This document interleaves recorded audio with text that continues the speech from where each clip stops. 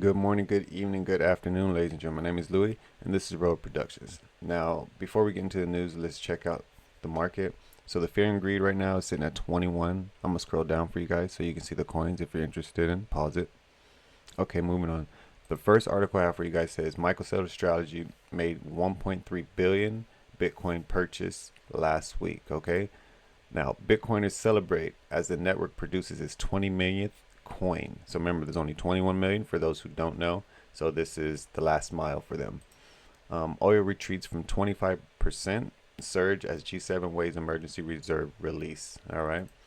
How the United Nations develop using blockchain for public infrastructure. We're going to take a look at that. Banks will run WRAs on two blockchain rails. I don't think that's completely true, but we'll take a look at that, okay? And next on the list is Zaman founder responds to call to dump XRP after Flare XRP yield vault fills in 1 week. So this is amazing. We'll cover that. Just stick around, y'all.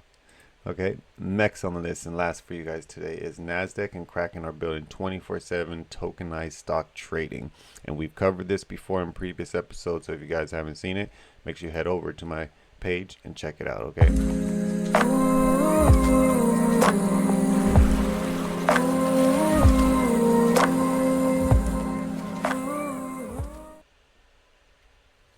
Alrighty. First on the list is Saylor strategy made 1.3 billion Bitcoin purchase last week.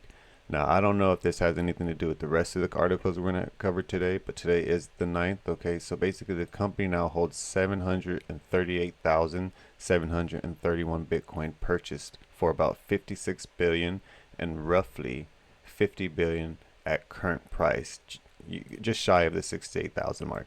So this is the average price of it, so it's weird. It's weird to me because we covered in this video that 43% of Bitcoin supply is now sitting in the red. So I don't know how this is going to be sustainable for them in the long run. And also on top of that, I'm not here to badmouth anybody. You must always do your own research, but check out this guy's history, okay? Just check him out, understand who he is, and if he's propping up this asset and doing things with this asset, then it's just something to keep aware of. But basically, the way they were able to do that was last week's buys were mostly funded by the 900 million in sales of common stock. So they sold some of their MicroStrategy stock, and then the company also sold STR preferred series of stock. So about this much in their regular stock and then this much in their STRC. And I believe this is kind of new. I think we covered that as well. But yeah, that's from the Monday filings today. But basically, yeah, just be aware what's happening in this market, okay? There's a lot of manipulation now that institutions and big money are here, okay? So watch your bags. Moving on. This is huge for Bitcoin. You get me? I don't know what the thesis was on when the last coin will ever be mined, but I guess it says here 2,140. So with just 1 million Bitcoin supply left, the last Bitcoin is set to be mined around this. And I don't believe that's true, especially with quantum computing and how fast AI is growing. I think they'll be able to get it there a lot sooner, especially with the trajectory of how we're moving with technology. If you guys ever seen that chart, it starts slow, but then it just exponentially just rises, straight line, God candle. Okay, that's kind of how it works with some technologies. All right, so yeah, this is huge for them. Okay, it says 114 years. Some of us might be here, some of us might not. You know what I mean? We're gonna get this technology to help us live thousands of years. I'm just let me stop. All right, moving on. All right, oil retreats from 25% surge as G7 weighs on emergency reserve release. So basically, to help what's going on, I guess they're gonna release some of the reserves to help the oil prices and whatnot. So, it as you can see here, oil went up to $116 and now it's in about 100. Okay, so this could be something good to invest in. Here's another chart: Bitcoin versus oil, as you can see here. But yeah, just be aware of what's happening. You know what I mean? And if oil continues to rise and its war continues to hurt us, then it's gonna hurt our pockets. You know what I mean? in the long run. Okay, on to something better. How the United Nations develop, I don't know, program using blockchain for public infrastructure. So basically, they're developing this right now, and this is very important to pay attention to. When you hear about blockchain or crypto and you don't know nothing about it, understand that these big players in the world are moving in this direction. So the publication showcased over 40 pilot projects around the world applying blockchain technology to improve transparency, speed, and accountability of public systems. So this is what it's about. When you hear the term level playing field, when you see all the chaos in the world, it's because some people are not playing fair. Okay, we've covered before how Iran last year under the sanctions and other countries were basically saying F the US. I get it, I understand, but it's one of the things where you can't circumvent the way we do stuff. That's like you breaking the law and thinking you can get away with it. It's not going to happen. If it's a law, it's a law. If it's a sanction, it's a sanction. You might not agree with it, but that's just the way politics go. That's the world we live in. It's messed up, yes, but at the end of the day, the United Nations and all these people are the ones who develop the structure for the world. You get me? It's not just them. It's all the alphabet companies, okay? All right? And they are companies. I don't want to hear about their governments. They're companies. Anyways, moving on. So basically, it talks about 40 countries across payment, financial access, and the biggest key takeaway here, I was reading more on it, and like I told you guys before, read the article, but then go do research. But one of the things I seen here was the use of a universal digital ID. You get me? So it's one of them things where it's problem, reaction, solution. It's like, yeah, we're trying to improve transparency, speed, and accountability. But then again, you're giving up some of your freedoms at the same time. Okay? Just be aware of that and the shift of what's happening. All right?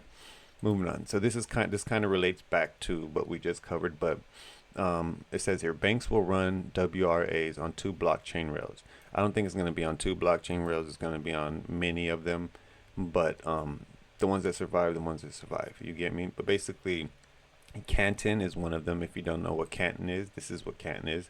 So if you want to know what a crypto is, you can head over to CoinMarketCap.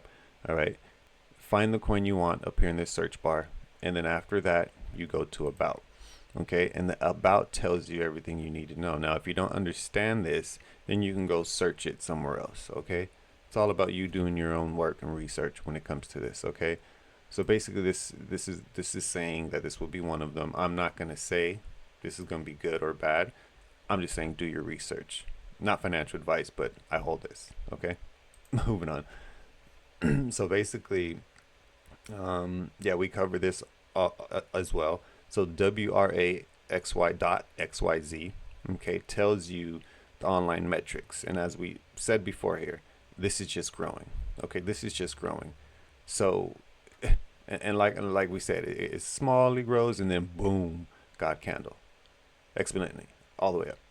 Okay, so be aware what's happening in these markets, not just with XRP, not just with Bitcoin, with all these different coins, okay? But do your research because some of them are scams, all right? Moving on. So basically, another great thing from a different type of coin that you guys might not know about is Flare. So we've covered this yesterday or the day before where we talked about the big banks versus the small banks. And this is exactly what they don't like right here. So basically, in this vault, you were able to hold your XRP here and you would get 3.4 estimated APY, which is higher returns than a lot of banks give you, especially the way inflation and stuff is. But when you have an appreciating asset like XRP, which is only going to go up in value because you can't print more of it, the scarcity is low, this goes up, your APY goes up, the token connected to it goes up. And that's why so many people were just like, boom, let's fill this up. But basically, the vault cap exceeded. So basically, according to a screenshot he posted, the vault held 25 million XRP in a total value locked. So it's a vault worth 33.9 while offering a 3.Y. So basically, as you can see here, it capped out, locked. That's it. No one can get in no more. It's because people understand what happens. Okay, when you don't have to sell an asset anymore, but you're still getting a huge returns on it. Imagine if you had like a million worth of XRP in here for this yield. Listen to me. You living off the yield alone, and you don't. That's the thing about this. It's not about getting rich. It's about having your bills paid for you, and then being able to travel and do things. You don't need a big mansion. For me personally, I want something simple so I can travel. As long as my yield pays for, all my bills, then I don't need a big ass mansion. I don't need a fucking Ferrari. With the Ferrari, you got to get it mechanicked every fucking month, every couple months. So what's the point of having these things? It's about the freedom. It's about getting out of this, okay? It's not about becoming rich. It's not about proving nothing to no one but yourself that you're able to do it, okay? Moving on. This is just great. Just great. Oh, yeah. By the way, if you don't know what Flare is, this is Flare. Okay, look at what it's sitting at. Okay? So you do the math on what you can invest in this and what your returns would be. ROI, okay? Returns on initial investment. Here we go.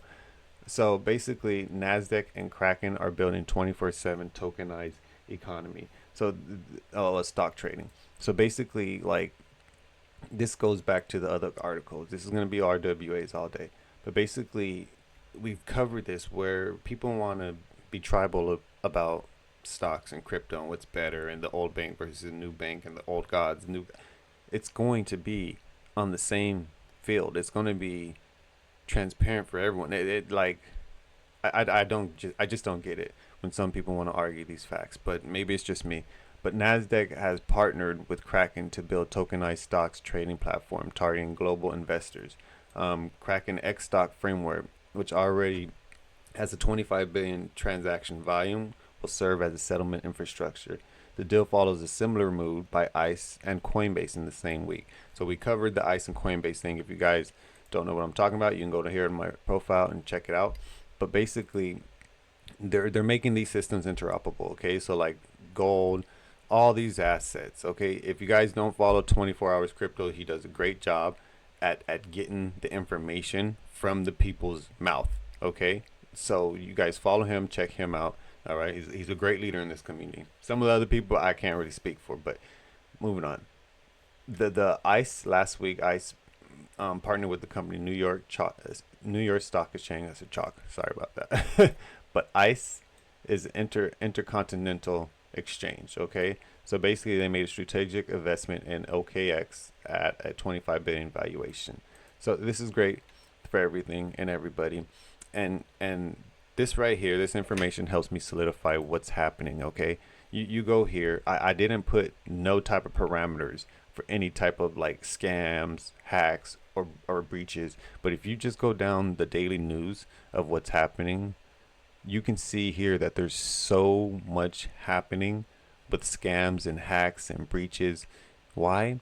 Because they're systematically destroying the old system so they can get everybody onto this new system in which it's more transparent, it's more safe, it's on the blockchain.